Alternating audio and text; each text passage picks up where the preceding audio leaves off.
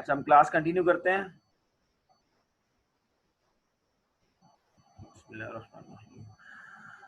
अच्छा हम क्लास यहाँ से कंटिन्यू करते हैं। केस स्टडी है ये हमारे पास, सॉरी केस स्टडी ये नहीं, ये हमारे पास स्कोप डिक्लेरेशन थी जो हम देख रहे थे।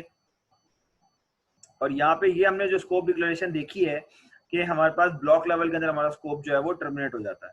अभी हमारे पास कोड है इसका स्कोप डिक्लेरेशन का, ठीक है। Public class scope private static int x is equal to 1। तो ये क्या कह रहे हैं, field that is accessible to all method of this class, क्योंकि ये क्लास के अंदर है तो इसका जो ब्लॉक लेवल है वो क्लास के अंदर ही खत्म हो जाएगा। इस क्लास के अंदर जो है आप कहीं से भी एक्सेस कर सकते हैं, जो ऊपर हमने देखा था। ये देखिए private static int x is equal to 0 और सॉरी 1।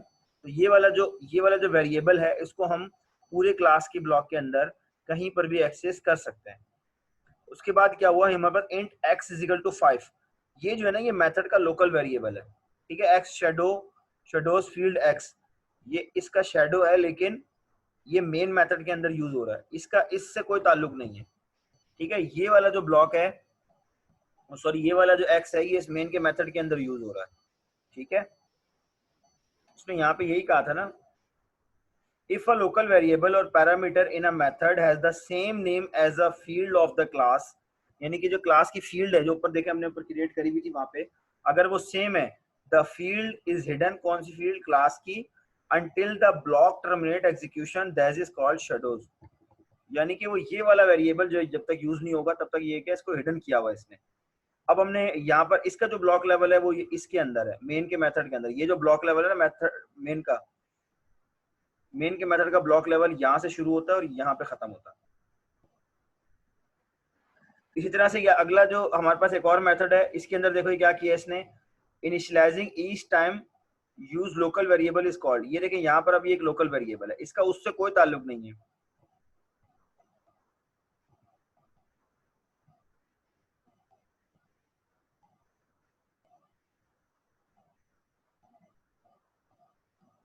ये देखें इसमें अंदर ये डिटेल बता रहा है कि ये लोकल वेरिएबल की वैल्यू को सेट कर रहा है यहाँ पे।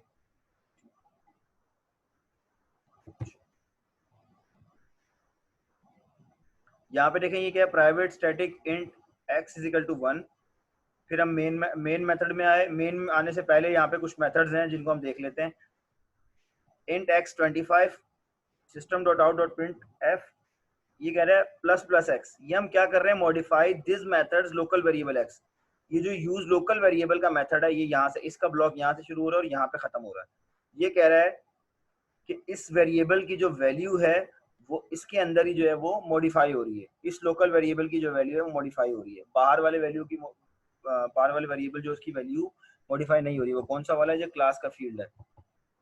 इसी तरह से एक और मेथड लिखा है यूज फील्ड, इसके अंदर भी उसने क्या किया, x static is equal to 10, it's means that कि x is equal to multiply by 10, x multiply by 10। तो ये भी कह रहा है कि मॉडिफाई क्लास को फील्ड x। ये वाला जो है वो इसने क्या किया है, अब इसने यहाँ पर एक नया वेरिएबल डिक्लेयर नहीं हुआ हमारे पास, ये ऊपर वाला यूज कर रहा है क्लास वाला। देखिए यहाँ पे इसने कहीं डिक्लेयर नहीं किया, यहाँ पे भी, यहाँ तो इसने डिक्लेयर किया है, यहाँ इसने डिक्लेयर नहीं किया। ये यहाँ पे जो डिक्लेयर हुआ था, यहाँ पर जो डिक्लेयर हुआ है क्लास के अंदर, उसी को उसने नीचे यूटिलाइज किया यहाँ पे। तो ये क्या कह रहा है कि modify class scope field x, यानी कि ये क्लास का जो स्कोप का जो फील्ड है उसको यहाँ पे ये यूज कर रहा है, कहाँ पे, इस जगह के ऊपर, ठीक है। ये हम लोग इसकी इन प्रोग्राम्स के जो हम प्रोग्राम हम यहाँ पे स्किप करते जा रहे हैं, इनकी कोडिंग इंशाल्लाह हम लैब सेशन में करेंगे। और यहाँ पे हम जैसे इसको समझ लेते हैं, फिर हम इसको कोड नहीं करेंगे। वेरी इंपॉर्टेंट टॉपिक, बहुत इंपॉर्टेंट टॉपिक है ये आपका ऑब्जेक्ट ओरिएंटेड प्रोग्रामिंग का, मेथड ओवरलोडिंग। ये हम पहले कर चुके हैं वैसे, लेकिन हम इसको थोड़ा सा और डिटेल में पढ़ लेते हैं। Method overloading, methods of the same name declared in the same class must have different sets of parameter.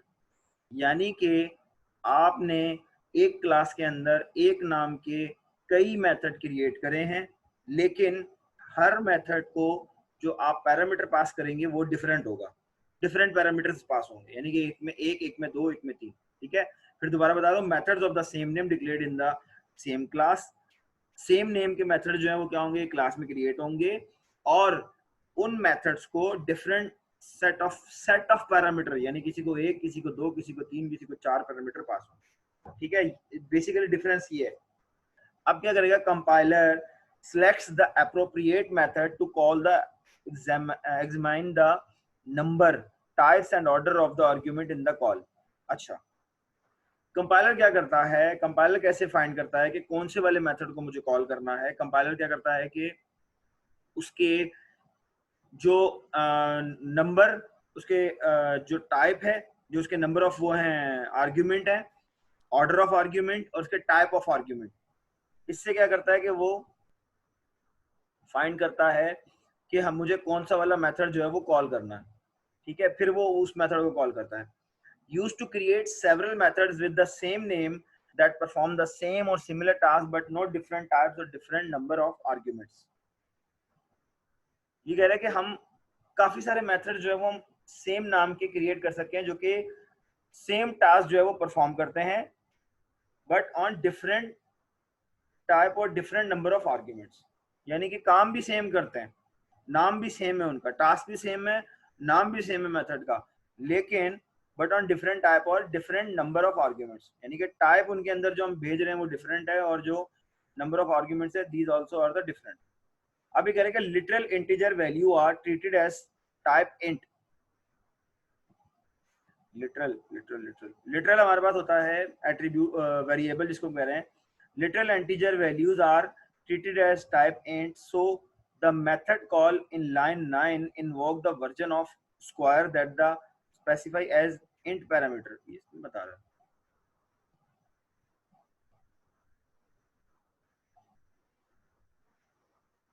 यहाँ पे तो 9 पे कुछ नहीं है।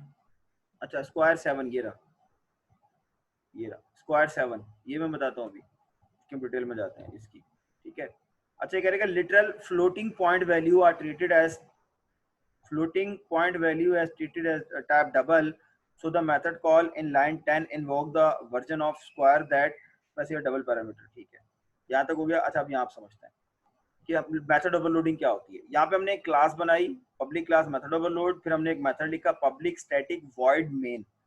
मेन के मेथड के अंदर हमने क्या किया, system dot out dot print L N square of integer 7, हमें 7 के एंटीजर का स्क्वायर चाहिए था, तो हमने क्या किया स्क्वायर 7, फिर हमने system dot out dot print F square 7.5, double 7.5 का हमें क्या चाहिए था, स्क्वायर चाहिए था। तो हमने इस वाले मेथड को 7 पास किया, देखिए सेम नाम का है, इंट पास किया 7 और हमने इसको डबल पास किया 7.5।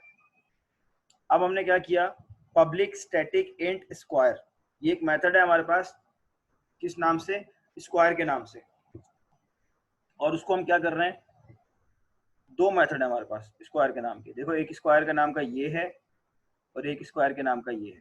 ठीक है, तो अब पहले जो मेथड है पब्लिक स्टैटिक इंट स्क्वायर, ये एक इंट टाइप की वैल्यू को रिसीव करता है। देखें, नाम भी सेम है, टाइप भी सेम है, सॉरी नाम सेम है दोनों के, टाइप नहीं, नाम सेम है, बट जो वैल्यू ये रिसीव करते हैं ये डिफरेंट है। ये वाला जो मेथड है ये वैल्यू रिसीव करता है एक इंट टाइप की, तो system dot out dot print F int value return int value multiply by int value. जो भी यहाँ पे इस पे हमने जो रिसीव किया इंट वैल्यू पे, वो हम यहाँ पे क्या करेंगे, इसको मल्टीप्लाई करा के रिटर्न करवा देंगे। अच्छा, अब हमारे पास दूसरी वैल्यू क्या है, दूसरा मेथड क्या है हमारे पास, वो है हमारे पास डबल टाइप का। तो जब हमने यहाँ पे देखिए, हमने एक ही दफा एक ही नाम के मेथड को दो वैल्यू पास करी, 7 और 7। जब हम इस मेथड को 7 पास करेंगे तो कंपाइलर समझ जाएगा कि ये एक इंट टाइप के, इसको इंट टाइप के स्क्वायर मेथड की बात कर रहा है, और वो कौन सा है, वो इंट टाइप का स्क्वायर मेथड ये है। जब हम स्क्वायर को 7.5 पास करेंगे तो कंपाइलर हमारा इसको समझ जाएगा, ये क्या करेगा, स्क्वायर 7.5 से मुराद ये है कि वो स्क्वायर जो कि डबल टाइप की वैल्यू को जो है वो रिसीव करता है, यानी कि पब्लिक स्टैटिक डबल स्क्वायर। तो ये जो डबल वाला है, ये डबल वाला, ये वाला रन होगा। फर्स्ट टाइम जब हम कॉल करेंगे तो ये रन होगा, सेकंड टाइम जब हम कॉल करेंगे तो ये रन होगा। ठीक है, system dot out dot print F call square with double argument और डबल वैल्यू। तो ये हमारे पास क्या कहलाती है, मेथड ओवरलोडिंग। हम यहाँ पे और भी ऐड कर सकते हैं इंट कैरेक्टर, जिस टाइप का भी होगा, और फिर जब हम कॉल करेंगे तो कॉल करने के बाद कंपाइलर क्या करता है, उसको इवैल्यूएट करता है कि कौन सा वाला मेथड जो है वो कॉल होगा। ठीक है, this is called the method overloading. अब ये कह रहा है कि distinguish between method overloaded methods. The compiler distinguish overloaded methods by their signature, the method name and the number, types and the order of their parameter। जैसे भी हमने ऊपर बात करी, ये इनको डिस्टिंग्विश कैसे कर रहा है, इसके टाइप से, यानी कि ये 7 और ये 7.5 है।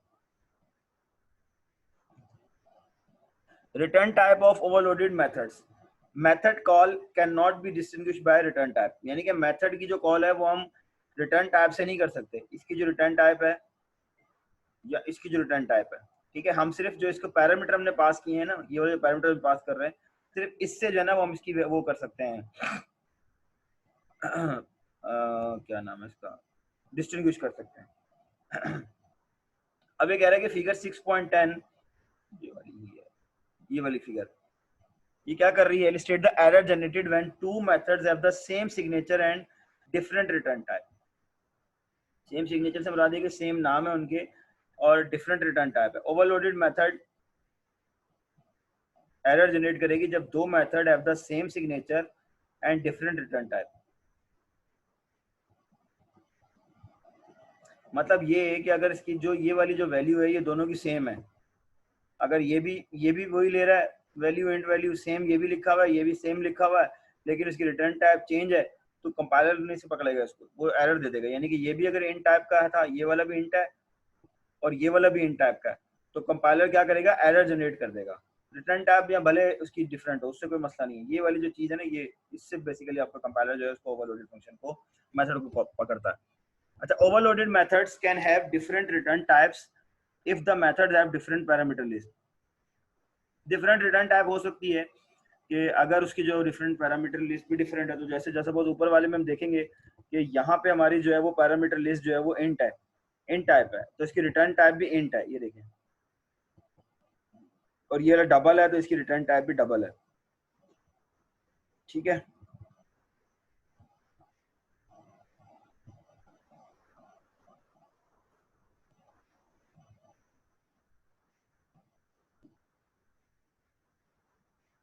ठीक है। Overloaded methods need not have the same number of parameters.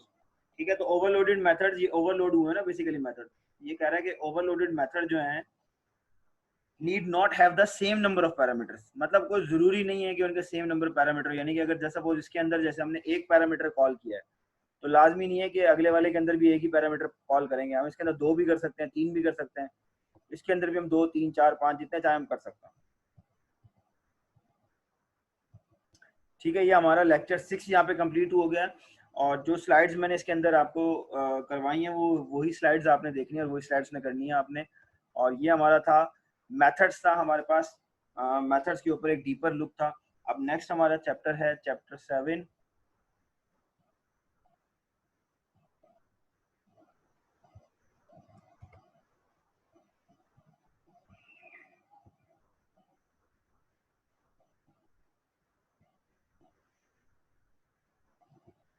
Chapter 7 है हमारा एरे एंड एरे लिस्ट के ऊपर।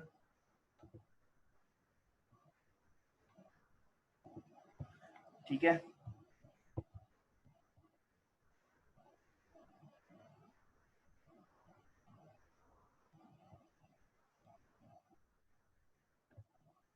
अच्छा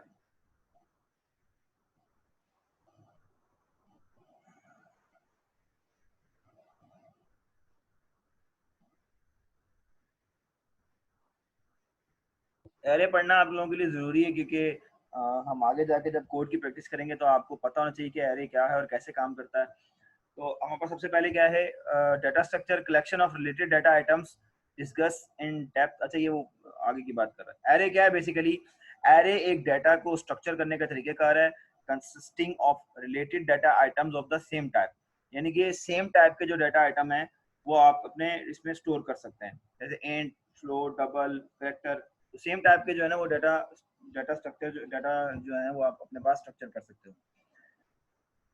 ये क्या करता है कि ग्रुप ऑफ वैल्यूज को प्रोसेस कर सकते हैं इसमें। ठीक है, remain the same length once they are created, तो अगर एक दफा क्रिएट होते हैं तो इनकी जो लेंथ है वो सेम भी हो सकती है। वैसे डायनामिक एरे भी होते हैं आपके पास। Enhanced for statement for iterating over an array for collecting of data item, तो ये कह रहे हैं कि हम अगर किसी एरे के अंदर से हमें कोई वैल्यू हमें रीड करनी होती है तो हम क्या करते हैं, हम फॉर स्टेटमेंट के थ्रू हम उस पूरी वैल्यू को ट्रावर्स करते हैं या रीड करते हैं। Variable length argument list can create methods are with varying number of arguments. Process command line argument in method main.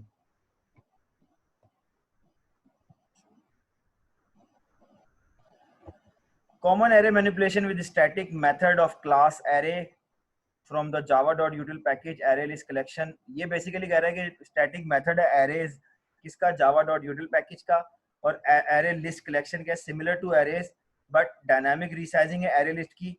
They automatically increase their size at execution time to accommodate additional elements. यानी कि जब आपका execution time है उसके अंदर आप इसकी value को बढ़ा सकते हैं array list के अंदर, ठीक है. लेकिन एरेज के अंदर जो है वो आप नहीं बढ़ा सकते, वो आपका फिक्स है. अच्छा, एरेज में क्या हमारे पास group of variables called elements containing value of the same type. जैसे मैंने बताया कि ग्रुप ऑफ एलिमेंट है हमारे पास, ग्रुप ऑफ वेरिएबल्स हैं लेकिन वो सेम टाइप के हैं. Arrays are objects so they are reference type. तो एरे जो भी होते हैं वो बेसिकली एक ऑब्जेक्ट होते हैं उसके अंदर और वो रेफरेंस टाइप के होते हैं. तो पहले जो एरे का जो पहला एड्रेस होता है उसकी हम पहली जो वैल्यू होती है उसका हम एड्रेस पास कर रहे होते हैं. Refer to a particular element in an array, use the element's index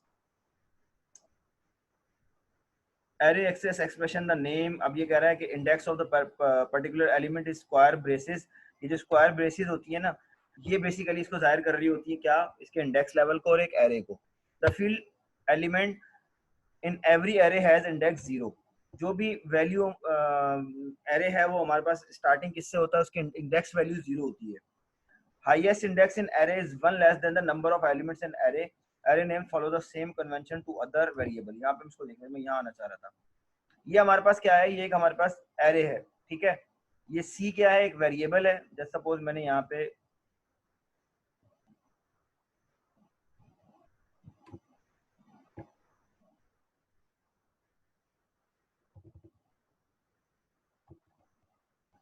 मैंने क्रिएट किया इंट सी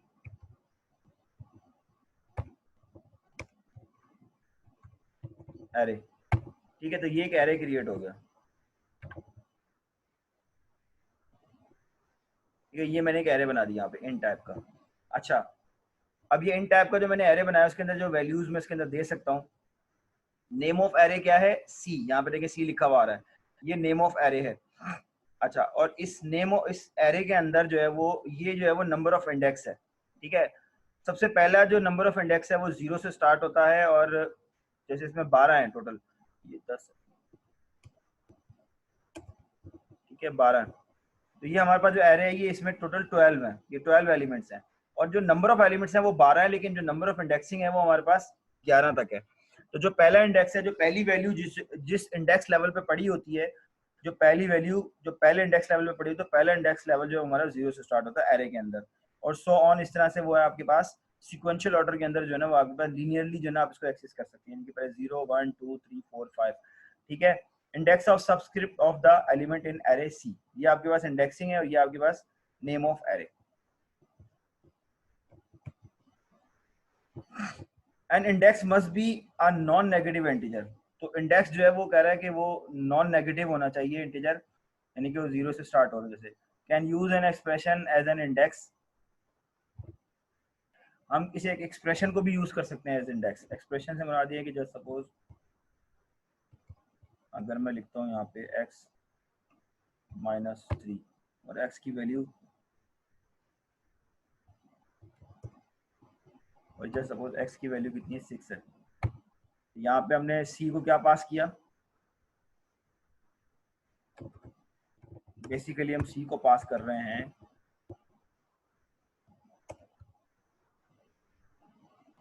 5. तो हम देखेंगे कि 5 पे क्या है हमारे पास, -89, ठीक है. तो इसने क्या कहा कि हम एरे को एक एक्सप्रेशन भी पास कर सकते हैं. An index array name is an array access expression. An index array का जो नेम है is an array access expression, ठीक है. एरे का यानी कि जैसे कि मैंने नीचे लिखा है यहाँ पर, ये लिखें कि मैंने यहाँ पर एक एरे का नाम लिखा है और उसका इंडेक्स का एक्सप्रेशन लिख दिया है, ये बता रहा है. Can be use on the left side of the an assignment और प्लेस अ न्यू वैल्यू और इनटू एन एरे एलिमेंट, ये हमने लिख दिया। एवरी एरे ऑब्जेक्ट, जो भी एरे का ऑब्जेक्ट है knows its own length and store it in a length instance variable. तो जो भी इसका ऑब्जेक्ट है, जैसे सपोज ये एक ऑब्जेक्ट को पता है कि मेरे को कौन सी वैल्यू इसमें कहाँ पर स्टोर करनी है। जैसे हम C5 की बात करें तो उसको पता है यहाँ पे एक int टाइप की वैल्यू जो है मुझे स्टोर करनी है। Length can not B change because it's a final variable. ठीक है, इसकी लेंथ चेंज नहीं हो सकती, जैसे मैंने आपको बताया था कि लेंथ चेंज करने के लिए आपको एरे लिस्ट यूज करना पड़ता है।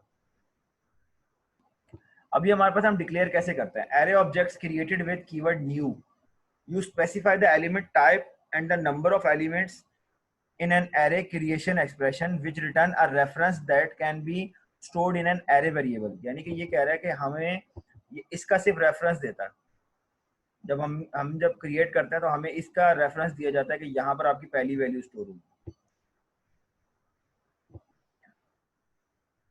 ठीक है, declaring an array and array creation expression of an array of 12 integer element. ये कह रहा है कि अब हम यहाँ पे एक एरे डिक्लेयर कर रहे हैं जिसके अंदर कितने हैं, 12 एलिमेंट है। तो अब हम क्या कर रहे हैं, int square braces c is equal to new int 12। ठीक है, ये हमने क्या किया, हमने एक एरे क्रिएट किया और उसको हमने 12 एलिमेंट्स जो है वो हमने इसका कहा है कि इसकी ये जो नंबर ऑफ एलिमेंट्स ये ले सकता है वो 12 एलिमेंट्स ले सकता है। Can be performed in 2 steps as follows: int c is equal to new int 12, declare the array variable, create the array। सबसे पहले हमने क्या किया, डिक्लेयर किया एक एरे वेरिएबल को इस तरह से, और उसके बाद हमने क्या किया, हमने उसको डिक्लेयर किया, हमने क्रिएट किया। पहले हमने डिक्लेयर किया वेरिएबल को, एरे के वेरिएबल को, ये एक वेरिएबल था। अब हमने क्या किया, इसको रेफरेंस दिया। न्यू ऑब्जेक्ट से मुराद ये है, ये न्यू से मुराद ये कि ये ऑब्जेक्ट क्रिएट हो गया इसका, जैसे ऊपर हमने बात की थी ना कि as a working as a object reference. In a declaration square braces following a type indicate that the variable will refer to an array, store an array reference. यानी कि ये जो स्टोर कर, ये जो है ना, ये बेसिकली इसकी टाइप को जाहिर कर रहा है स्क्वायर ब्रेसेस, और रेफर कर रहा है एक एरे को। When an array is created each element of the array receive a default value. जब एक एरे क्रिएट होता है तो each element of the array receive a default value. तो डिफॉल्ट वैल्यू क्या हमारे पास, 0 for the numeric primitive elements, false and true for boolean elements, and null for reference. ठीक है, अब when the element type and the square brackets are combined at the beginning of the declaration, all the identifiers in the declaration are array variable for readability, declare only one variable as per declaration। ठीक है, ये ऊपर वाले की बात कर रहा है। क्या कह रहा है कि जब हम एलिमेंट की टाइप क्या लिखी थी हमने, इंट एंड स्क्वायर ब्रैकेट्स, फिर हमने स्क्वायर ब्रैकेट्स हमने लिखी थी at the beginning of declaration, हमने लिख दी थी all the identifiers in the declaration are array variable. यहाँ पे ये बता रहा है कि अब जब हमने ये लिख लिया तो इसका मतलब है कि ये जो सी है, ये सी जो है, ये पूरे के सारे के वेरिएबल का नाम इसी के साथ रेफर किया जाएगा। For readability declare only one variable पर डिक्लेरेशन, यानी कि एक ही वेरिएबल हम डिक्लेयर करेंगे और उसका नाम क्या है, सी, और वो फिर रेफर करेगा आपके एरे के पॉइंट को जो कि 0 पॉइंट है, उससे उसकी वैल्यू को, ताकि आप उससे आगे जो है उसमें चीजें ऐड कर सकें। Every element of a primitive type array contain a value of the array's declared element type। यानी कि कह रहा है कि हर एलिमेंट जो है वो प्रिमिटिव टाइप का एरे क्या होगा, value of the array declared element type. यानी कि हमने जो अभी ऊपर एरे क्रिएट किया है वो कौन से टाइप का था, हमने इंट टाइप का एक एरे क्रिएट किया था, तो उसकी प्रिमिटिव टाइप क्या है, इंट। तो उसके अंदर जितने भी एलिमेंट होंगे वो सारे के सारे इंट टाइप के ही होंगे। Every element of an int array is an int value, जो इंट है तो इंट ही होगा।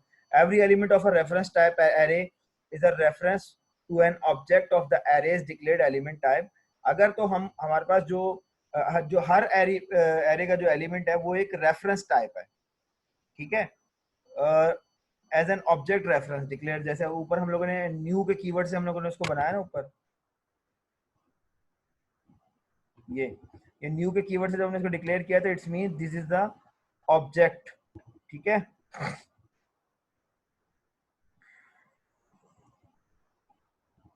every element of a string array is a reference to a string object। ये कह रहा है कि हर एलिमेंट जो कि स्ट्रिंग एरे का रेफर करता है वो एक स्ट्रिंग ऑब्जेक्ट को रेफर कर रहा होता है। ये हमारे पास कोड है कि सबसे पहले हमने क्या किया, मेन के मेथड के हमने इंट एरे के नाम से हमने एक वेरिएबल है जैसे ऊपर हमने डिक्लेयर किया, फिर हमने उसको क्या किया, क्रिएट किया एरे ऑब्जेक्ट को, array is equal to new int array.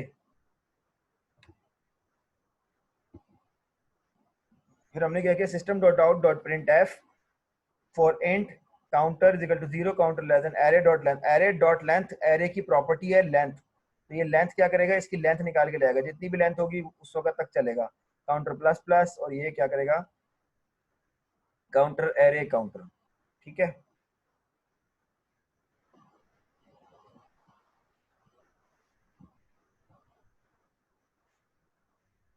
ये देखिए काउंटर क्या करेगा, काउंटर वो उसकी 0 से स्टार्ट लेगा और 0 वो वैल्यू प्रिंट कर रहा होगा, और एरे ये एरे काउंटर जो है आपके पास, काउंटर क्या कर रहा होगा, इंडेक्स वैल्यू कौन प्रिंट कर रहा है आपका, system dot out dot print F index और वैल्यू, तो इंडेक्स प्रिंट हो रही है आपकी काउंटर से, और एरे काउंटर जो है वो उसकी वैल्यू प्रिंट कर रहा है। ये जो है ना वो आपकी वैल्यू प्रिंट कर रहा है और ये आपका इंडेक्स प्रिंट कर रहा है। ठीक है, ये इंडेक्स लेवल और ये वैल्यू आपकी। अब आपके पास array initializer, a comma separated list of expression called an initializer।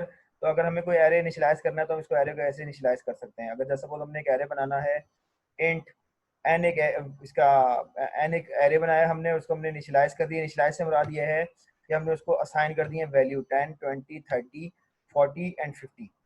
ठीक है, तो इसका जो इंडेक्स वैल्यू 5 एलिमेंट का इंडेक्स वैल्यू क्या होगी, 0 to 4, तो इसको ऑटोमेटिकली असाइन हो जाएगी 0 to 4।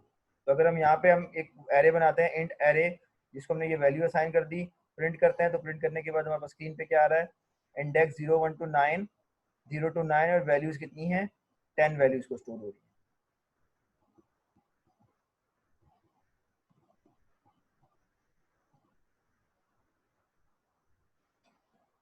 अब ये हमारे पास एक बता रहा है कि एन एक्सेप्शन, एक्सेप्शन क्या होती है, indicates a problem that occurs while a program executes. Exception handling जो है ना, ये भी आपके पास ऑब्जेक्ट ओरिएंटेड प्रोग्रामिंग का बड़ा मेन पार्ट है, इसको भी हम देख लेंगे। एक्सेप्शन से मुराद क्या है कि जब हमारे पास हमारा जो प्रॉब्लम है, जो प्रोग्राम है, उसके अंदर हमें कोई प्रॉब्लम आती है या प्रॉब्लम अकर होती है, तो that is the exception indicates, और सॉरी एक्सेप्शन हैंडलिंग कहलाता है बेसिकली ये। The name exception suggest that the problem occurs infrequently. ठीक है, if the rule is that a statement normally execute correctly then the problem represent the exception to the rule. यानी कि अगर आपने, मैंने कोई प्रोग्राम लिखा है और उस प्रोग्राम के अंदर मैंने किसी रूल को फॉलो नहीं किया, ठीक है, और उसके बाद वो जाहिर सी बात है कि अगर मैं कोई लॉजिकल एरर आ रहा है या कोई सिंटैक्स एरर आ रहा है, तो ये दो तरह के रूल थे, एक सिंटैक्स का रूल था और एक लॉजिकल रूल था। तो अगर मैंने लॉजिकल रूल को भी फॉलो नहीं किया है या सिंटैक्स के रूल को भी मैंने फॉलो नहीं किया, तो क्या होगा, हमारे पास एक एक्सेप्शन आएगी। ठीक है, एक्सेप्शन थ्रो होगी, और एक्सेप्शन थ्रो होने से मुराद क्या है कि हमारे पास एरर आएगा। Exception handling enable you to create fault tolerant program that can resolve और हैंडल एक्सेप्शंस। तो एक्सेप्शन हैंडलिंग क्या करती है आपको, ये आपको फॉल्ट टॉलरेंस बनाती है। फॉल्ट टॉलरेंस से मुराद ये है कि आपके पास जो फॉल्ट हैं उनको आप कम कर सको, मिनिमाइज कर सको, जितना कम से कम आप उनको लेके आ सको, ताकि वो आपके जो एक्सेप्शन है वो कम आएंगे, तो ज़ाहिर बात है आपका प्रोग्राम जो है वो इजीली एग्जीक्यूट कर जाएगा। When the JVM और मेथड डिटेक्ट्स अ प्रॉब्लम, अगर तो जावा वर्चुअल मशीन या मेथड आपका कोई प्रॉब्लम डिटेक्ट करता है, तो such as an invalid array index और an invalid method argument, it throws an exception that is an exception occur. ठीक है, तो अगर कोई array index, invalid array index आप उसको दे दें या इनवैलिड मेथड आर्ग्यूमेंट की कॉल कर दें, तो क्या होता है, आपके पास एक एक्सेप्शन थ्रो होता है। तो एक्सेप्शन थ्रो होने का मतलब क्या है आपके पास, कि आपने किसी रूल को फॉलो नहीं किया। रूल को फॉलो नहीं किया मतलब एरे का इंडेक्स गलत दे दिया और मेथड को आर्ग्यूमेंट जो है वो गलत दे दिया, तो हमारे पास एक एक्सेप्शन थ्रो होगी, और उस एक्सेप्शन को हमें क्या करना है, हैंडल करना है।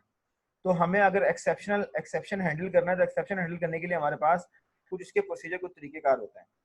इसके लिए हमारे पास एक ट्राई कैच का ब्लॉक होता है। ठीक है, ट्राई कैच का ब्लॉक बहुत जरूरी है, तो आप जब कभी कोड करें तो आप ट्राई कैच के ब्लॉक में ही करें। ठीक है, the try statement to handle an exception place any code that might throw an exception in a try statement. अब ये कह रहा है कि देखें हमारे पास दो स्टेटमेंट है, एक है ट्राई का, दो ब्लॉक है, एक है ट्राई ब्लॉक और एक है कैच ब्लॉक। तो अगर हमें एक्सेप्शंस को हैंडल करना है तो हमें क्या करना पड़ेगा, सबसे पहले हम ऐसा कोड जो कि माइट पॉसिबल है कि क्या करेगा कि एक्सेप्शन थ्रो कर सकता है, उसको हमने क्या करना है, ट्राई के स्टेटमेंट में लिखना है। ठीक है, the try block contains the code that might throw an exception. तो ट्राई का ब्लॉक जो है वो कंटेन क्या करेगा, कोड, उस कोड को रखेगा अपने पास, या उस कोड को हम इसमें लिखेंगे जो कि एक्सेप्शन थ्रो